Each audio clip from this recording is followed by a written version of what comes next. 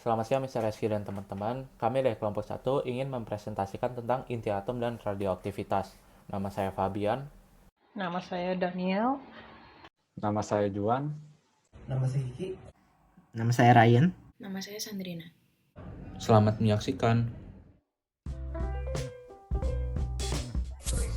Model teori atom J. Thomson. Menurut Thomson, atom terdiri dari suatu bulatan bermuatan positif dengan rapat muatan yang merata. Di dalam muatan positif ini tersebar elektron bermuatan negatif yang besarnya sampai dengan muatan positif. Secara garis besar, teori atom Thomson adalah atom merupakan bola pejal yang bermuatan positif dan di dalamnya tersebar muatan negatif elektron.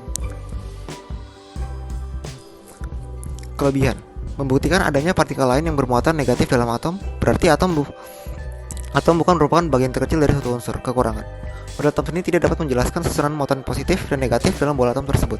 Kesimpulan: menurut J.J. Thomson, atom merupakan bola pejal yang bermuatan positif dan di dalamnya tersebar muatan negatif elektron. Model teori atom Rutherford. Pada tahun 1910, Rutherford bersama dua orang muridnya, Hans Geiger dan Ernest Masreden, melakukan percobaan dengan hamburan sinar alfa terhadap lempeng tipis emas.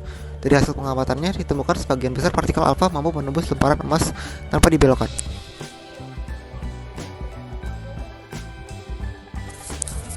Kelebihan: membuat hipotesa atom tersusun dari inti atom namun elektron yang mengelilingi inti. Kekurangan: tidak menjelaskan mengapa elektron tidak jatuh ke dalam inti atom. Kesimpulan: atom bukan merupakan bola pejal dan atom terdiri dari inti atom yang sangat kecil dan bermuatan positif.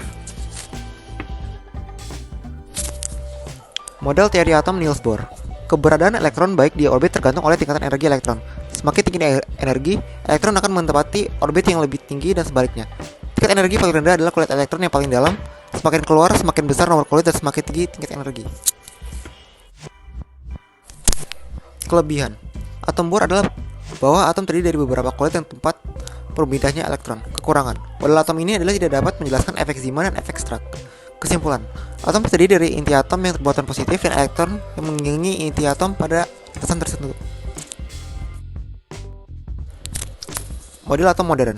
Model atom dengan orbital lintasan elektron ini disebut model atom mekanika kuantum atau modern. Model atom ini menerapkan teori mekanika kuantum yang dikenal dengan prinsip ketidakpastian. Awan elektron di sekitar inti menunjukkan tempat kebolehjadian elektron. Orbital menggambarkan tingkat energi elektron. Orbital dengan tingkat energi yang sama atau hampir sama akan membentuk subkulit.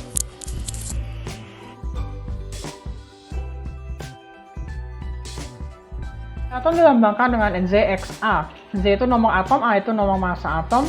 Nomor Z itu menyatakan jumlah proton atau jumlah elektron, dan nomor massa A menyatakan jumlah proton dan neutron. Jadi A sama dengan P plus N, dan Z sama dengan P atau E.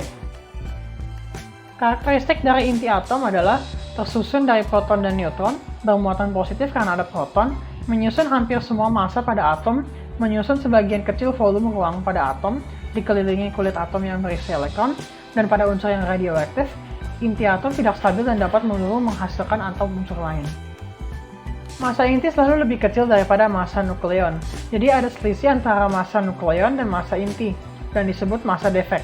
Hal ini menerapkan hukum kekekalan di mana energi dan massa suatu sistem tetap, tetapi materi diubah menjadi energi. Dalam hal ini, energi ikat inti. Ini rumusnya. Gaya ikat adalah gaya yang menyebabkan nukleon bisa bersatu dalam inti. Gaya ikat inti bekerja antara proton-proton, proton-neutron, dan neutron-neutron. Gaya ini bekerja sangat dekat sampai dengan jarak pada diameter inti atom, yaitu 10-15 meter. Energi ikat merupakan jumlah energi yang harus diberikan untuk memecah inti menjadi proton dan neutron. Definisi lainnya adalah energi yang dilepas ketika menggabungkan proton dan neutron menjadi sebuah inti. Di kiri adalah rumus menghitung energi ikat inti dan di kanan adalah energi ikat rata-rata per nukleon.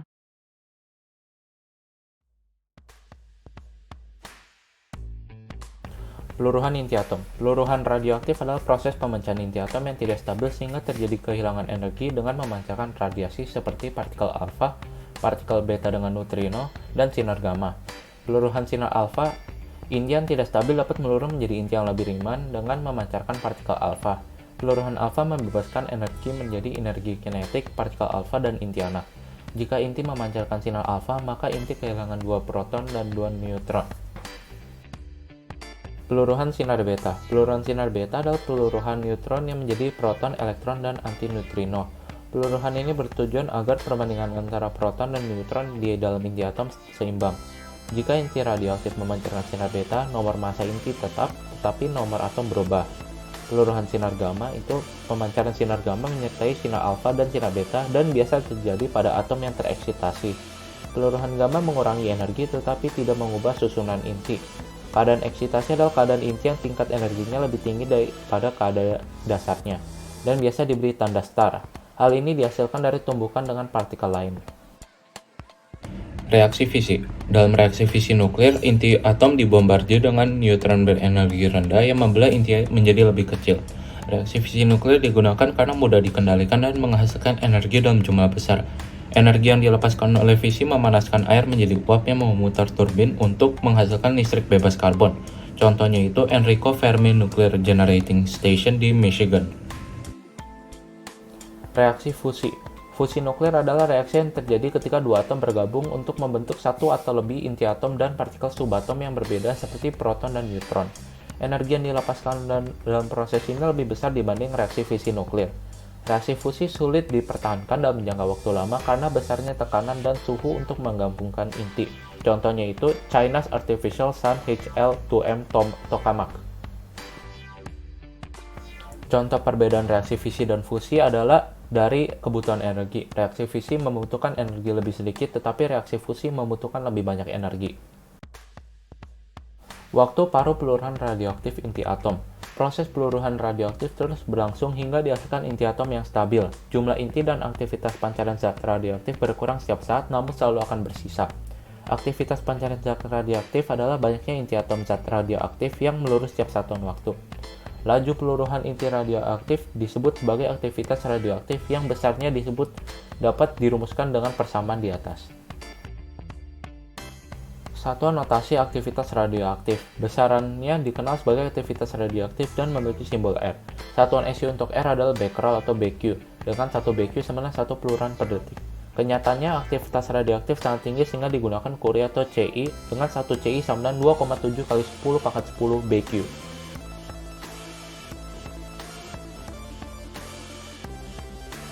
Sinar radioaktif. Ada 3 jenis sinar radioaktif, yaitu sinar alfa, sinar beta, dan sinar gamma. 3 sinar dihasilkan dari peristiwa peluruhan inti atom tertentu dan sinar tersebut memiliki karakteristik dan sifat masing-masing. Sinar alfa terdiri dari inti helium, 2 proton, 2 neutron, massa 4 dan muatan plus 2, bermuatan listrik positif. Bila suatu atom memancarkan sinar alfa, maka nomor atom tersebut berkurang 2 dan nomor massa berkurang 4. Sinar beta terdiri atas elektron yang berasal dari inti atom massa 1/1850, bermuatan listrik negatif. Bila suatu atom memancarkan sinar beta, maka nomor atom tersebut bertambah 1 dan nomor massa theta. Sinar gamma. Sinar ini berupa gelombang elektromagnetik yang disebut dengan foton. Tidak memiliki muatan listrik, tidak memiliki massa. Bila suatu atom memancarkan sinar gamma, maka nomor atom dan nomor massa theta. Ini adalah perbedaan sinar alfa, beta, dan gamma. Contohnya, daya tembus sinar alfa paling lemah, daya tembus sinar beta lebih besar daripada sinar alfa, dan daya tembus sinar gamma paling kuat.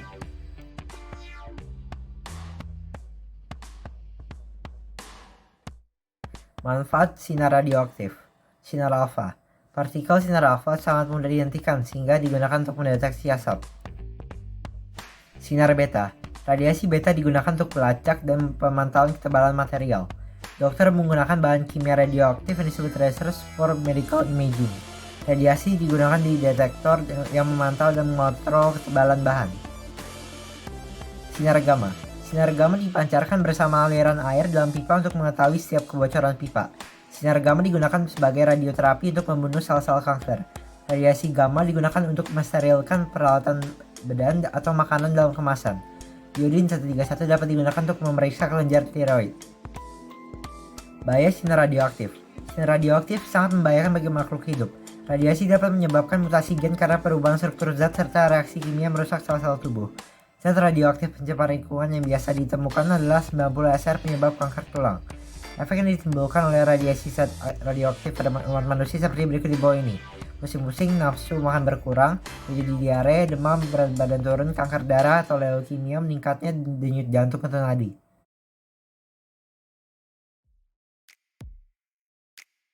Sejarah Geiger Müller. Detektor Geiger Müller ditemukan oleh Hans Geiger dan Agnes Rutherford pada tahun 1908.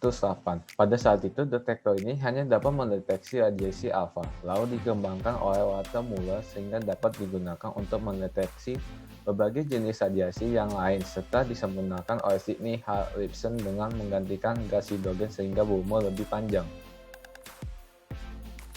Cara kerja Geiger-Müller. Ketika gas di dalam tabung berinteraksi dengan fotoradiasi menyebabkan terjadinya pasangan ion. Ion positif menumbuk ion negatif, yang kemudian ion negatif menumbuk kawat dan gas menjadi konduktif. Fotoradiasi yang menumbuk kawat menyebabkan perbedaan tegangan di kedua elektroda. Hasil dibaca oleh alat pada indikator berupa jarum penunjuk, lampu, atau bunyi klik. Geiger-Müller dapat digunakan mendeteksi radiasi gamma, walaupun tingkat relativitasnya kurang dan tidak dapat mendeteksi radiasi Newton. Pasangan ion yang dihasilkan dari proses tumbukan dengan sumber radiasi terjadi sangat cepat, mikrosecond. Geiger-Müller umumnya digunakan untuk mendeteksi energi radiasi tingkat rendah dan untuk mengukur radiasi dengan sensitivitas yang tinggi. Maka tegangan yang diberikan semakin besar, maka foton yang terbentuk juga semakin banyak, sehingga energi yang dihasilkan akan menjadi semakin besar. Kesimpulan alat Geiger-Müller. Dari grafik di atas, terlihat apabila HV tegangan semakin naik, maka jumlah pasangan ion yang dihasilkan pada detektor akan semakin meningkat dan detektor ini mampu bekerja pada HV tinggi.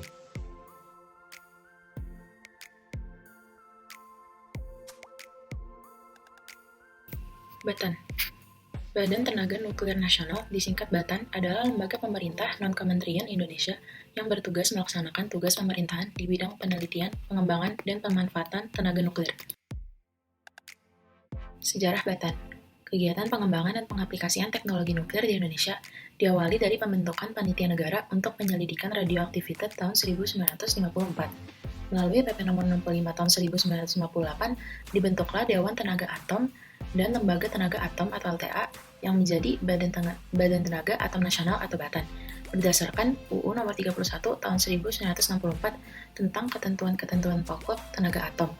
Selanjutnya, setiap tanggal 5 Desember ditetapkan sebagai hari jadi BATAN. Pada tahun 1965 diresmikan pengoperasian reaktor atom pertama Triga Mark II di Bandung.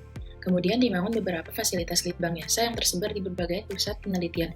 Contohnya Pusat Penelitian Tenaga Atom Gamma di Yogyakarta pada tahun 1987 disertai fasilitas penunjangnya. Perubahan paradigma pada tahun 1997 ditetapkan UU nomor 10 tentang ketenaga nukliran yang diantaranya mengatur pemisahan unsur pelaksana kegiatan pemanfaatan tenaga nuklir atau BATAN dengan unsur pengawas tenaga nuklir atau BAPETEN.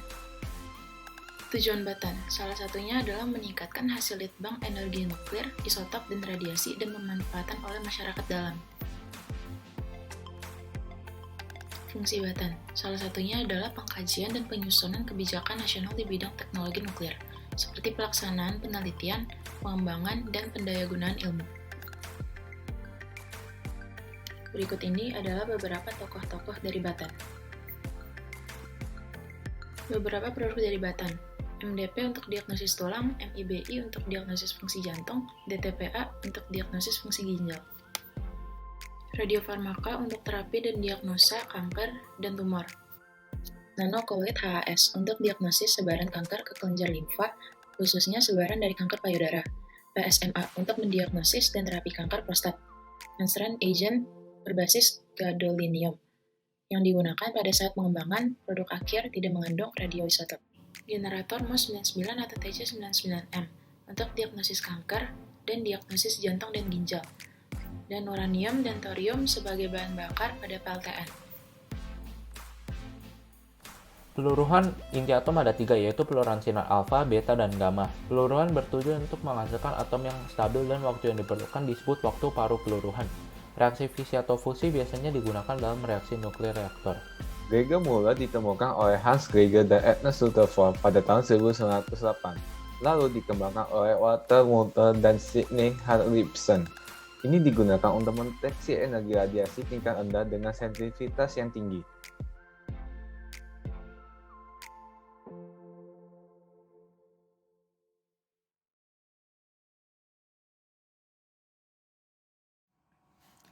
Sekian presentasi kami. Terima kasih karena telah memperhatikan. Semoga bermanfaat. Dah.